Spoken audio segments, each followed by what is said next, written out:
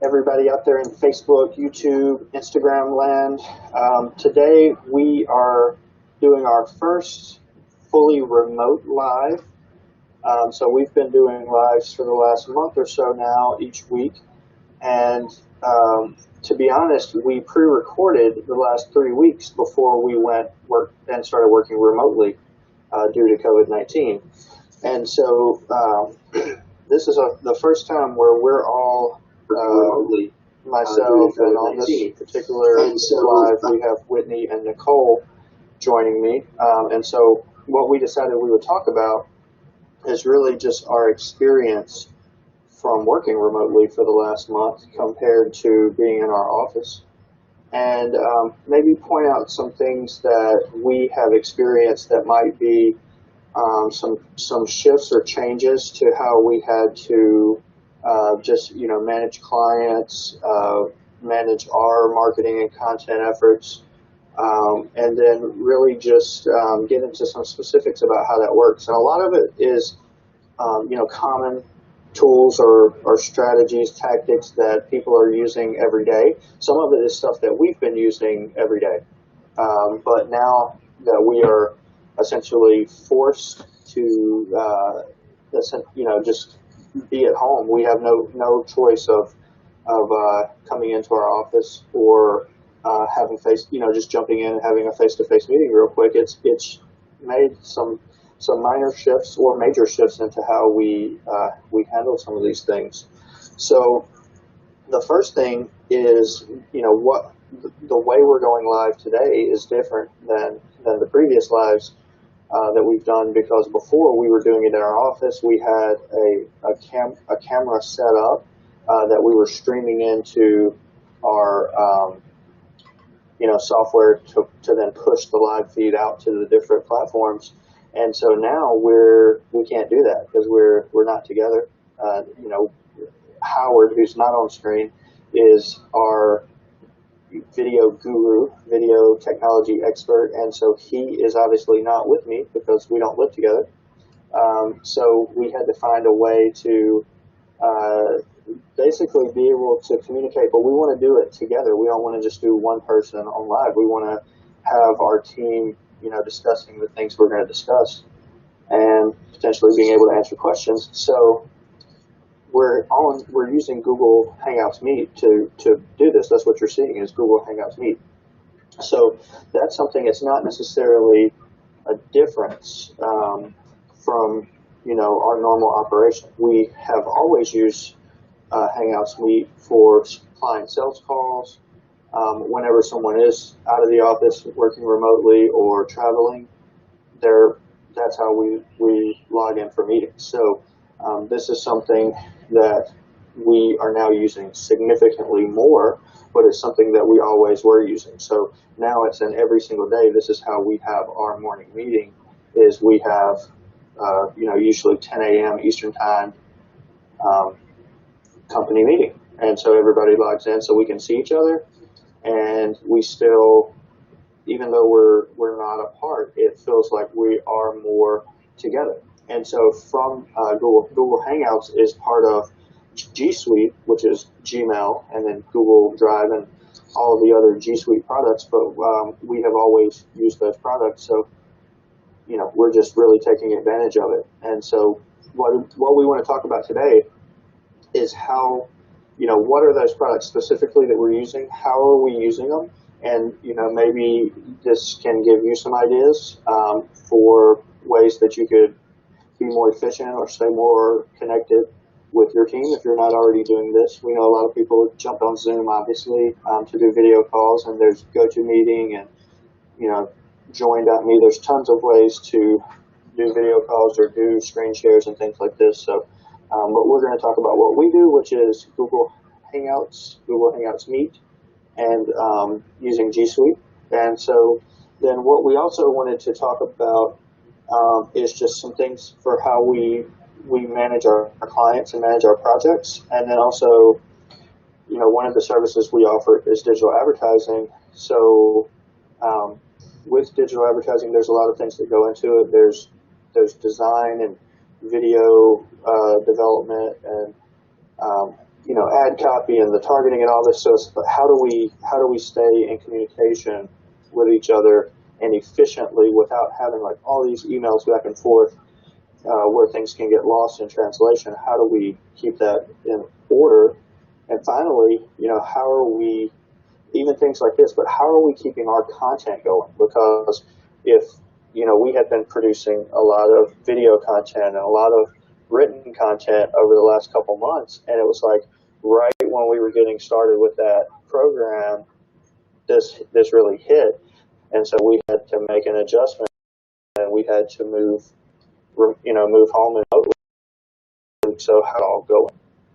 So without any further ado, hopefully some people have joined us here.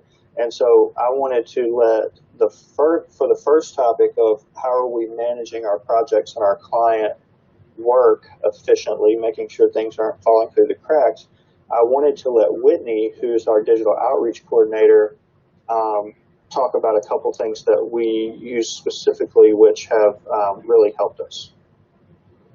Thanks. So, because of the current situation, like Jonathan said, where our team is at home, we're working remotely. And so, like a lot of other companies, we think, well, how do we stay connected? And how do you keep projects organized and, on track? How do you keep the files, sharing the files without getting everything lost? So yeah, a couple of things is that, again, we've been using these two sort of tools previously. We've always used them, but I think it's important to share because in this time, a lot of companies are looking for ways, to stay in sync and everything. So, but as far as we use Google's G Suite as a cloud-based way of file sharing, and because it has live documents. So basically what that is that within your Google Drive, you can create a document and then share the permission to view or edit the same document with your team members. So what that means is instead of me, working away on this Excel sheet or writing copy or whatever it is, and then emailing it to Jonathan, emailing it to Nicole and Howard, and for them to look at, and I want their feedback. That's a long process, to save a document, to email it out. Everybody looks at it. You're getting, especially if you have a large team, getting a lot of emails back.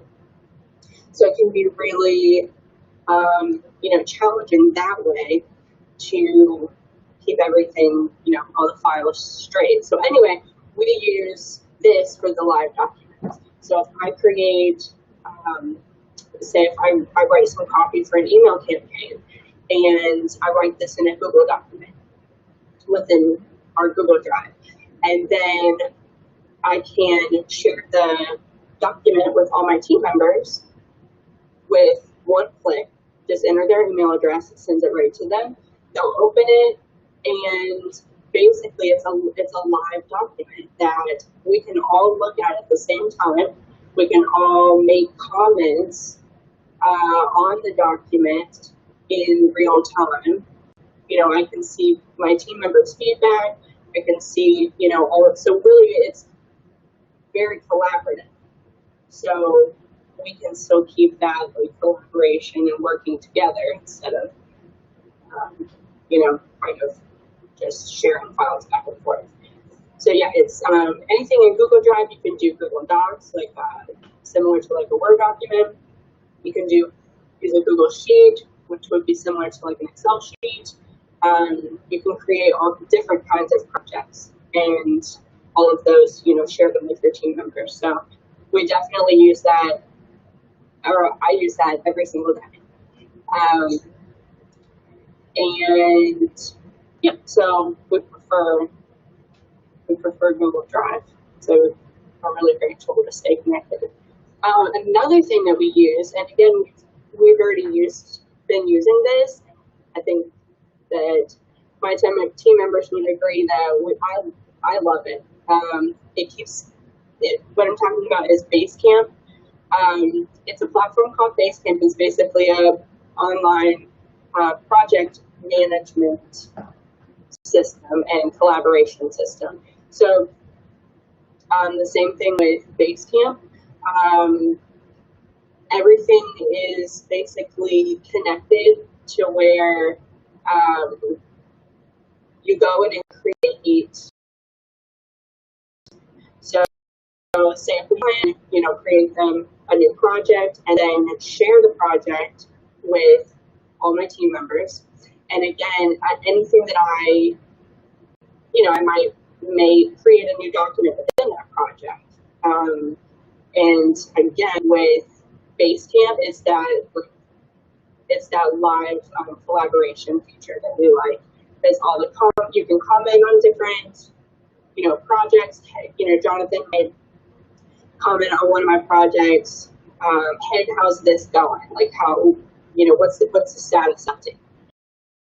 You have to, check in on that. You don't even have to comment because it's you can do to-do lists and checklists in there. So you can it's like live project status tracking. Anybody can go in and see what's the status of whatever project that you're working on.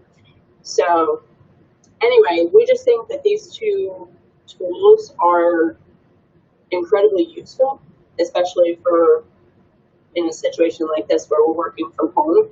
And I think if you're a team looking to, make that switch now, these are two tools that are really going to make it easy for you.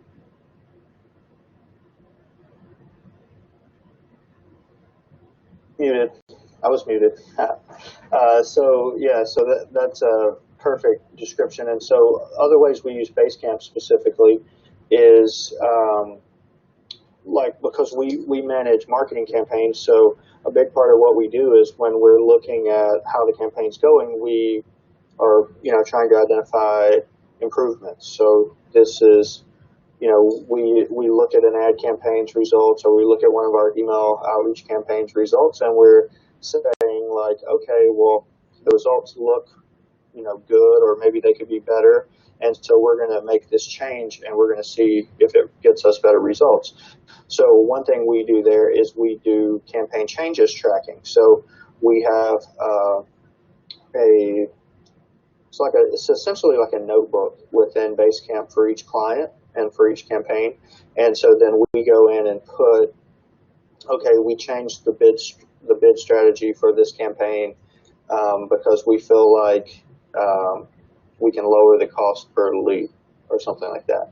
And so when we do that, it makes a timestamp. So we know for sure that on April the 9th at 12:49, we made this change. So then in the future, like a month from now, when we're going back and we're like reassessing how things are going, and we're saying, well, why did this happen? We always have a place to come back, and we don't have to remember what we're doing because we're working on a lot of different campaigns. So, but we always have a place to come back and say, well, on April 9th, we made this change to the bid strategy, and that's why our cost per lead has gone down, because we are getting a better result now. So it worked. And so that it's good because then we can communicate to our clients and we can keep them up to date, but also so we're not, it's impossible to remember all the changes that you make in these type of campaigns. And it's also, even more than that, it's hard to remember why, because sometimes you had found this, this data trail that led you to this decision, but a month later, you've looked at hundreds of other, reports and hundreds of other campaigns, and it's just like you're not going to remember specifically maybe why you did that one little change, but those little changes can make big differences one way or the other. So it's really convenient because it date stamps and time stamps everything you do. So when tasks are completed, it says this, when the task was completed, who did it, You can add the notes. The notes always live with the tasks and the campaigns, and it's just a really cool way to keep everything organized, and it's relatively inexpensive for the features that it offers. So I think it's a good solution. And there's a ton of other solutions out there, but this is the one that we've been using, so we are pretty happy with it. So alluding what I was just talking about some of the digital advertising campaign changes. Next, we wanted to talk about how, there's a couple specific things that we use to manage our campaign creation and our outside of Basecamp, what I was just talking about, but as far as campaign creation goes, and then also, how we're working with our clients directly. We work with mostly B2B clients, so business-to-business clients that are trying to sell their product or service to other businesses. So that means they have a sales team trying to do that. So we work directly with the sales team from our ad campaigns to try to really hone in and get the best results. And so I want Nicole, is our digital marketing coordinator, I wanted her to give us some insight into what those things are that we're doing. Okay. So one of the main things that really helped that Facebook created is the Creative Hub. And originally, before this was implemented in the system, you would have to go to a specific campaign and create it, and you wouldn't be able to like share it to like collab or to a client. But with Creative Hub, you can create a draft, put everything that you would have in the campaign, the copy, the design, everything. You could switch it up and put maybe like if you want it to be a video or if you want it to be a photo. But I could easily save that draft in Creative Hub and share it to the team, or I could put it in preview mode and share it to the client to see like if they approve it or if they want to change it. And it's very easy to then to create it into the campaign to launch it. So I think that Creative Hub is very useful for us to show our clients and everyone how like things are working and like things we could like upload and create new campaigns. And how we connect with the sales teams of our clients is using Google Sheets. As we were talking before with the G Suite, we use what we do is when someone in one of our lead form campaigns, if they decide they're interested and they put the information, it goes into the CRM, and then the CRM collects the information and it shows up in our lead tracker. So whenever our clients want to see the improvement and they want to see if we have, like, let's say if they want to see if we had a lead yesterday or the day before, or we could track who, what day they went in, where they came from, if they went to the website, if it was from the Facebook lead form. It's very easy to track our lead flow, and also it's a great way because it's part of G Suite, they could also see it, and then we could also see it, and we could talk about it together, and it's live, so our clients can easily see the improvement, the campaign, and we can also reverse engineer and see where the leads came from with Google Sheets, and it's called a lead tracker. Yeah, exactly. And so a little bit. So as far as how does that work? So we use Zapier or Zapier, depending on how you pronounce it, but it's an API tool. And so what we do is we connect the forms for our clients' websites and the lead forms from Facebook ads, which is a specific type of Facebook ad that has the form built in directly in Facebook. And so as soon as someone submits the form, so as soon as they hit enter, just like Nicole said, it sends it to their CRM or however they're normally getting those leads. But then at the same time, it also sends it into this Google Sheet. And so essentially it gives a secondary, kind of like a master view of all the leads and the lead source. And so who it benefits really is number one is it benefits us because then the salesperson makes notes in the tracker. We have a column, so outside beside the lead information, they come in and they put in, this was a good lead. We scheduled a sales call, or this person was looking for a job. They weren't a lead necessarily, or whatever the feedback may be. They give us that feedback, and like Nicole said, then we're reverse engineering where it came from. But the other person who benefits from this outside of us is like the management team or the executive team, because now instead of them necessarily, just having to rely on, for instance, CRM notes or a report that they're getting out of the CRM, it's just a one very quick master view of the lead gen program. And so, but it's not just stats. It's like Tom Smith, from Omaha. So they have the information specifically. They can see the notes that the sales reps are adding, and so we can get a really quick overview of how the campaigns are going. And we've been doing this for, I would say, maybe a year or more for all of our clients that we're doing digital advertising for. And we have also, in the last few months, maybe 3-4 months, I think, Whitney, have been doing this for our email outreach clients as well. And some of them, it depends on how their campaigns run. Some of them use it more than others, but from our perspective, it gives us a little bit of a better view, so we can get some specifics, because either way, what we're trying to use it for is to figure out who is the best lead. How did we get that? How did we find that lead, whether it's from an ad campaign or from email outreach? Like, how did we find their information, or how did they come upon our ad and then become a lead? And then it over time, as we get more and more of that information, it really helps us just deliver better results. So cool. So the other thing is, like I mentioned at the beginning, we had just started a big, marketing push internally. Howard, who's not on right now, and Nicole had just joined the team in January, and Whitney joined the team in mid-November.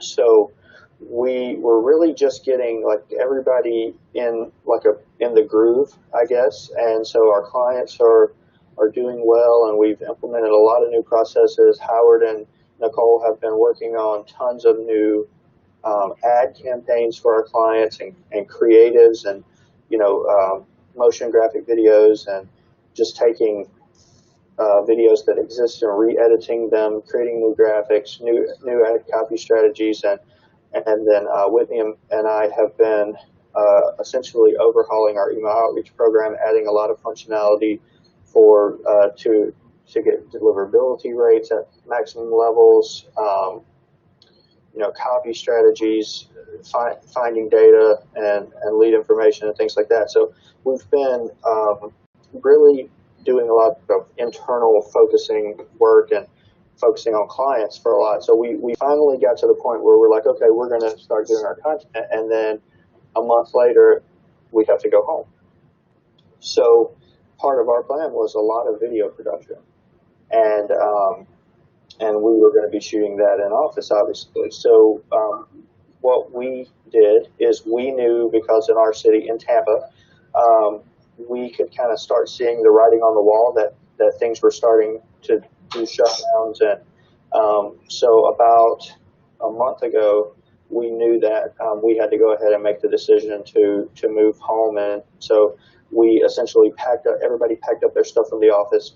And so we got everybody set up at home with everything that we need so we would be able to work efficiently.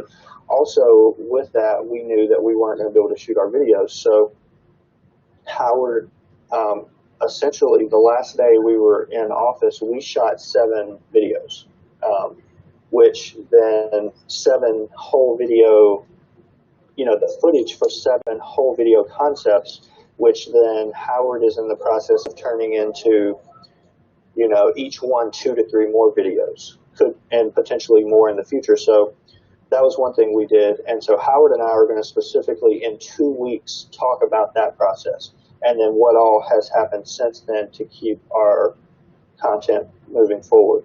The other thing is we had implemented kind of a blog calendar and, what is the written content we're going to do. So that part's easier. We can just keep that going remotely. That's not that hard. Howard, he's working on the graphics for that and everything. So that's cool. But then, how do you keep the content, how do you keep that calendar moving, and how do you get the content distributed? And this is kind of the last thing we're going to talk about is as something that a lot of people probably use, but maybe some people just don't. Maybe some people are still, you write a blog or you create an image and you just go manually post it to all your networks one time and that's it, social media. But so one thing we use is a social media scheduling tool. The one we specifically use is called Zoho Social. Zoho is a really popular company. They have a CRM and lots of other business tools, but we use their social scheduling tool. And so we just as simple as the name, social scheduling, we use that to take all this content that we're producing and then we schedule it out strategically. So if you engage with our Facebook or follow us on Facebook, or if you connect on LinkedIn or Instagram, or stumble across our YouTube channel, we hope to keep a steady stream of content going and a diverse stream of content going, and then managing that across all the platforms. So it's different stuff that really hits on what we do across all the different platforms and all the different service lines that we offer.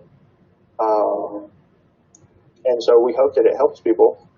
We hope that we're sharing good information, and we just want to make it as interesting and appealing as possible. So we use Zoho Social. It lets us, we can schedule out for a lot, as long as we want to in advance. We don't schedule out necessarily that long, but once we create a piece of content or once we upload a blog post, we have a plan for how we're going to share that blog post on different, platforms, on Facebook or LinkedIn or Instagram or wherever the case may be. And, and hopefully if somebody comes to one of those platforms, they're not just seeing the same thing over and over and over. They're seeing lots of different content that hopefully could provide them value in one way or the other as they are scrolling through our feeds. So pretty straightforward. So I hope some of these things, at the least, if you didn't know, I think the biggest thing that some people might not be aware of, if you've always worked in a traditional office environment and you always work with, for instance, Microsoft Office Suite. So not Microsoft Office Online, but Microsoft Office Suite. So you've had Microsoft Word on your computer and you've had Excel on your computer. And like Whitney mentioned, every time you create a spreadsheet, you send it over to Tom, and Tom makes some edits on it and sends it back to you. And now you have two files. So you have the original file you sent, and you have Tom's file that says edited this day. And so, everybody who's worked in that world knows how complicated that is. So I would say, whether it be, Google Suite, G Suite, or Microsoft Office Online, just be aware that this technology, when you're working in a document or a spreadsheet, it's the same thing. There's a few different settings between G Suite or Google Sheets or Excel. There might be a few different ways to do something, but it's all the same thing. It's still a spreadsheet. It's the same thing with Microsoft, Google Docs or Microsoft Word. Might be a few little settings that are different, but it's the same thing. And so just be aware that, especially, we're going to be all working remotely for a while, so it might make things a little easier.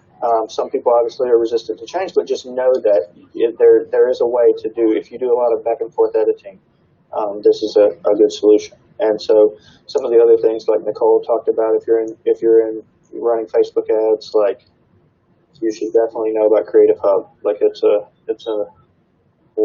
Howard and Nicole collaborate through Creative Hub because Howard is finishing up some some creative element, a video or an image, and so they're both able to make the adjustments. And so sometimes, like with Facebook ads, there's a ton of, for whatever reason, for various reasons, ads get rejected because of the creative or the copy or the targeting, and so it's convenient to not have to do the same thing, sharing all these files back and forth, but just the person who's working with the file to be able to have the capability of just making the edit.